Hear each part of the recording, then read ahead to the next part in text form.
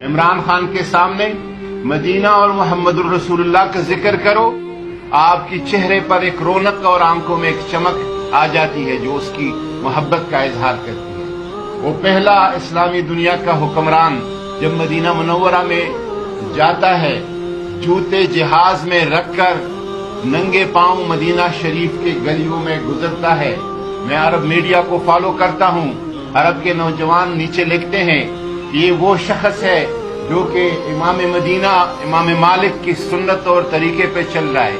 और किसी ने लिखा है कमेंट्स में कि ये वो शख्स है जो नूरुद्दीन जंगी और महमूद गजनवी के बाद पहली दफा मदीना मुनव्वरा में बरहना पा घूम रहा है अदब और एहतराम की वजह से।